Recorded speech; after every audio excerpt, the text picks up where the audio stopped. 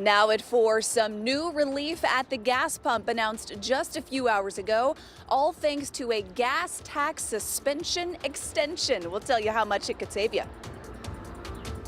Temperatures right now in the 50s across central Indiana, but it's going to be a chilly night. I'll have the local lows and our next rain chance.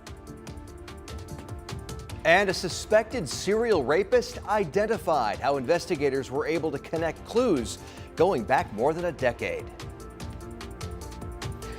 And the man who police say was behind the Little 500 violence appeared in court for the first time today. What we're learning about the investigation out of Bloomington.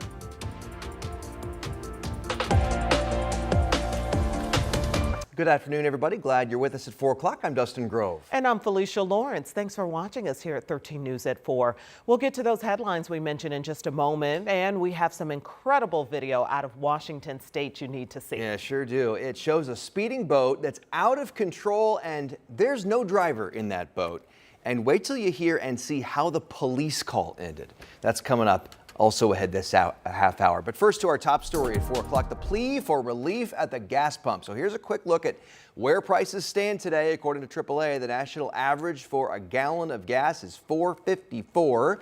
Here in Indiana, it's $4.76, and in Indy, we're averaging $4.79 per gallon. Today, Governor Mike Braun announced he is extending the gas sales tax suspension, and he's also suspending the larger gasoline excise tax. It's a different tax. So how much will that save us at the pump? And how long will it last? Let's get to Samantha Johnson. She's live in Indianapolis to break it all down for us. So 2 taxes here now we're talking about, Sam. That's right, Felicia and Dustin. I'm going to throw a little math your way on a Wednesday afternoon, okay? So altogether, we will be saving about 60 cents per gallon each time we fill up. So at the gas station here behind us, the Speedway at 62nd and Allisonville, a very busy spot this time of day. Instead of $4.79, how about $4.19, right around $4.20? And those savings come in 2 parts. So the first part is that state sales tax, which is about 23 cents. The governor first suspended that last month. That will continue now for another 30 days. And then, like Dustin mentioned, what's called the gas excise tax. We don't have to pay that either for at least 30 days. Here's what the governor shared just a few hours ago. By suspending both parts of Indiana's gas tax, I am more than doubling the savings for Hoosiers at the pump. The 30-day extension will bring Hoosiers an average of 12.4% savings in every fill-up. So again, that'll boil down to about 60 cents per gallon. I do have a little bit of more good news for you, this time from our friends at Gas Buddy. Even though prices right now feel like they are sky high, reports show they're actually slightly down today. And the head of petroleum analysis at Gas Buddy told me why. Indianapolis had seen a big jump in the last week, primarily due to some refining issues that are starting to improve. That's why I believe Indianapolis prices could continue to drift a little bit lower, at least for the next few days. If you're planning a summer road trip, you might want to start saving a few extra pennies or dollars at this pace. Or just for your evening commute, right? As you head out on your Wednesday afternoon. Hey, if you are feeling like these gas prices are just outrageous despite the savings, you're not alone. And that's because Indiana is actually 11th in the nation when it comes to the highest gas prices. But we're actually doing better than some of our neighbors. Illinois, Michigan, and Ohio are all reporting higher gas prices than we have here. So Felicia and Dustin, the grass is not always greener on the other side. But certainly here at home, we will take all the help we can get. We've put more information for you at WTHR.com. Every little bit helps. Yeah, Sam, thanks so much for reporting. We'll take that math. We appreciate you. Also, remember, you don't have to search hard for the cheapest gas prices in central Indiana. We have a list of places on our website, WTHR.com/gas prices. Also today, we are tracking new developments in the conflict with Iran. The U.S. and Iran could be closer to an agreement to fully open the Strait of Hormuz. All of this as the president continues to issue threats of bombings if a deal is not reached. The president took to social media saying the fight could end soon with oil shipments restarting. But he says that solely depends on Iran accepting a deal. I call it a skirmish, because that's what it is. It's a skirmish. and we're doing unbelievably well, as we did in Venezuela, where it was rapid, over in one day. And we're doing pretty much equally as well, I would say, larger, but we're doing very well in Iran. It's going very smoothly, and we'll see what happens. They want to make a deal. They want to negotiate. The president says if Iran does not agree to a deal, a wave of bombing will start. Tonight, new details on the gun violence that broke out over Little Five weekend in Bloomington. 5 women injured after shootings along Kirkwood Avenue. And today, the man police arrested made his first court appearance. Ella Rhodes attended today's court hearing in Monroe County and brings us new info just shared on this investigation. Lewis May made his first court appearance Wednesday afternoon on 4 felony charges in connection to the shooting on Kirkwood Avenue during Little 500 weekend. Police now say there were actually 2 separate shootings that happened on April 26 within a very short window of time. One outside of the Five Guys on Kirkwood, injuring 2 women. The second outside the Chipotle, just across the street, injuring 3 more. Police arrested May Tuesday for his alleged role in the shooting outside Five Guys. He's now charged with 2 counts of battery by means of a deadly weapon, 1 count of criminal recklessness, and 1 count of pointing a firearm at another. Bloomington police confirmed the shooting he's charged in started from 2 women fighting in front of the Five Guys, one of them an IU student. That's when police say 18-year-old May waved a semi-automatic firearm as he confronted one of the women fighting and discharged a round into the sidewalk. After that, another shooting outside the Chipotle.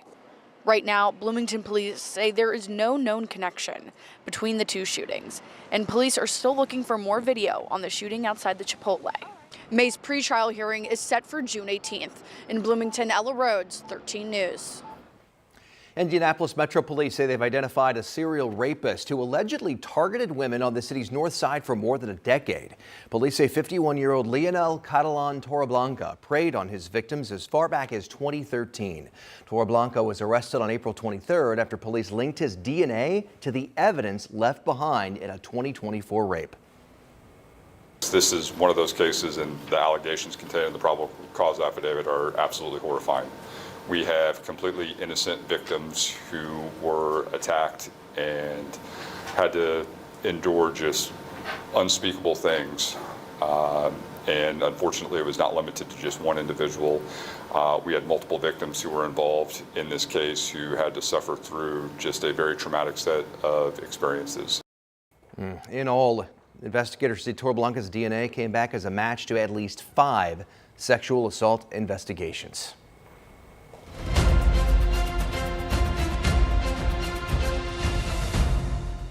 And now to the results from last night's primary election. Some big upsets in the state Senate. A handful of longtime lawmakers lost their seat. And we'll get to that in just a few moments. But there are 2 state Senate races that a day later are still too close to call. They are razor thin.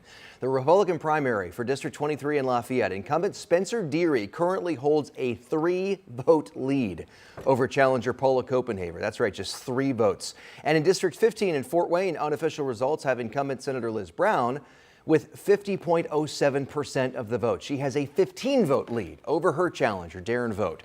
We'll watch both of those races closely and, of course, let you know where it all ends up. And we're going to be talking about some of the big political headlines from last night and what it means for you coming up in a few minutes. All right, we are tracking weather in our area as we see a cloudy Wednesday. Cooler temperatures, too. Yes, in the 50s. And speaking of cool, most of us will be in the 30s tomorrow morning. The heat back on again. You might need the heat or an extra blanket or something. And don't forget the jacket tomorrow morning. Okay. You will need it out the door. She sometimes needs an extra reminder. The winter coat. She's ready for it to be sunny and 70 all the time. She wants the gloves To be put away. We have more clouds and sunshine right now. Although we've had some peaks of sun today, it is a mainly cloudy view from our cameras all across central Indiana. We will take you south into Bloomington, into Monroe County, where we have a fair amount of cloud cover, a few peaks of sunshine from time to time, and we'll go to Morris Reservoir, more of the same, more clouds than sunshine right now. And Dustin said it is cool out there. Temperatures right now in the 50s. This is the Country Club of Indianapolis. There are a couple of brave brave golfers out there late this afternoon. We have 56 degrees in Indianapolis, 55 Kokomo and Crawfordsville, and 57 degrees in Columbus. Richmond checking in at 54. Evening temperatures will stay in the middle and upper 50s, unlike last night when we had all of those accidents because of the rain and the wet roads. Nothing will slow you down except for a little bit of traffic for the evening drive if you're going to be out and about. Had a couple of passing light showers across the far northern part of the state. We expect skies to clear and temperatures dropping into the 30s. 37 tonight in Lafayette, 39 Indianapolis. This will be cold enough for some patchy frost. So a reminder, you'll need the jacket early tomorrow morning. Temperatures in the upper 30s and low 40s to start. Tomorrow afternoon, very similar to today, 55 to 60. We'll talk about some rain chances in the 7-day. Off-season workouts continuing this week for the Indianapolis Colts. Coming up on 13 Sports, we're going to hear from one of the veteran leaders on the defensive side in Cam Bynum. All right, looking forward to that, Eli. Thank you. Also this, Eli Lilly's multi-billion-dollar plan to fight disease at the genetic level. Still to come.